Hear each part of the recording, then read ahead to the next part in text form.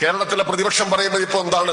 ഇപ്പൊ ജമാഅത്തെ ഇസ്ലാമിയെയും കൂട്ടി ഒരു പുതുയുഗം കേരളത്തിൽ സൃഷ്ടിക്കാനുള്ള യാത്രയിലാണല്ലോ പ്രതിപക്ഷ നേതാവും കോൺഗ്രസും ഒക്കെ ഏർപ്പെട്ടിരിക്കുന്നത്. അവര് പറയുന്നു കേരളത്തിന്റെ ഖജനാവ് കാലിയായിരിക്കുന്നു എന്ന്. കേരള സ്റ്റോറി എന്ന് പറയുന്ന കുപ്രസിദ്ധമായ ഒരു സിനിമയിലൂടെ BJP കേരളത്തെ അവമാനിച്ച കാര്യം നമുക്കറിയാം. ഈ നാട്ടിലുള്ള നമ്മുടെ ചെറുപ്പക്കാരികളെല്ലാം മോശമായി ചിത്രീകരിക്കുന്ന കേരളത്തിന്റെ സമ്പന്നമായ മതസൗഹാർദ്ദത്തിന്റെ കടക്കൽ കത്തിവെക്കുന്ന ഒരു സിനിമയായിരുന്നു അത്. ഞാനതിന്റെ വിശദാംശങ്ങളിലേക്കൊന്നും പോകുന്നില്ല. അത് കേരളത്തിനെതിരായ ഒരു ദുഷ്പ്രചരണമാണ്. അതേപോലെ കേരളത്തിനെതിരായ ഒരു ദുഷ്പ്രചരണമാണ് നമ്മുടെ ഖജനാവ് കാലിയായിരിക്കുന്നു എന്ന് പറയുന്നത്. കേരളത്തിന്റെ ബജറ്റ് അവതരിപ്പിച്ചുകൊണ്ട് നമ്മുടെ ധനകാര്യ വകുപ്പ് മന്ത്രി പ്രഖ്യാപിച്ചു, കഴിഞ്ഞ 5 വർഷക്കാലം മാത്രം, അതായത് 2021 മുതൽ 25-6 വരെയുള്ള 5 വർഷക്കാലം മാത്രം കേരളം തനത് വരുമാനത്തിൽ 1,27,747 കോടി രൂപ വർദ്ധിപ്പിക്കുന്നതിന് നമുക്ക് സാധിച്ചു. 1 ലക്ഷം കോടിയിലധികം രൂപ 5 വർഷം കൊണ്ട് തനത് വരുമാനം വർദ്ധിപ്പിച്ച ഒരു ഗവൺമെന്റാണ് ഈ കേരളത്തിലുള്ളത്.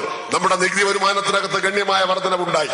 കേന്ദ്രം സഹായിച്ചില്ല എന്ന പ്രശ്നം നിൽക്കുമ്പോഴും ഇവിടെ നമ്മൾ ധീരമായിട്ടാണ് മുന്നോട്ട് പോയത്. നമ്മുടെ ജനങ്ങളെ ചേർത്ത് പിടിച്ചുകൊണ്ട് കേരളത്തിനകത്ത് നിന്ന് നമുക്ക് പരമാവധി വിഭവങ്ങൾ സംഘടിപ്പിക്കുന്നതിന് സാധിച്ചു. അതുകൊണ്ട് ഈ ഗവൺമെന്റ് ആരുടെ മുൻപിലും മുട്ടുമടക്കിയില്ല.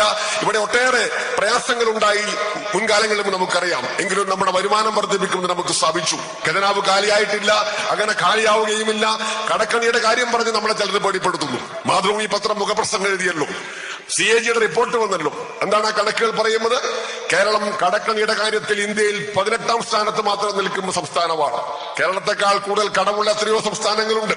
നമ്മുടെ പൊതുകടത്തിന്റെ അളവ് കുറഞ്ഞു വരുന്നു എന്നതാണ്. ഇത് LDFന്റെ കണക്കല്ല, കൺട്രോളർ ആൻഡ് ഓഡിറ്റർ ജനറൽ പുറത്തിറക്കിയിരിക്കുന്ന കണക്കാണ്. മാതൃഭൂമി പത്രം ഉൾപ്പെടെയുള്ള പത്രങ്ങൾ, നമ്മൾ എല്ലായ്പ്പോഴും സഹായിക്കുന്ന പത്രങ്ങളെല്ലാം അവര് മുഖപ്രസംഗം എഴുതുന്ന സാഹചര്യം ഉണ്ടായി. അതുകൊണ്ട് ഈ പ്രവർത്തനങ്ങളെല്ലാം നടത്തുമ്പോഴും നമ്മൾ ഏറ്റവും ഭംഗിയായിട്ടാണ് മുന്നോട്ട് പോകുന്നത് എന്നതാണ് യാഥാർത്ഥ്യം. സാമ്പത്തിക പ്രതിസന്ധി ചില ഘട്ടങ്ങളിൽ ചൂണ്ടിക്കാണിച്ചുകൊണ്ട് ഈ ഗവൺമെന്റ് പരാജയപ്പെട്ടു എന്ന് വരുത്തി തീർക്കാനുള്ള ശ്രമമാണ് ചിലർ നടത്തിക്കൊണ്ടിരിക്കുന്നത്. പക്ഷേ കണക്കുകൾ തെളിയിക്കുന്നത് മറ്റൊന്നാണ്.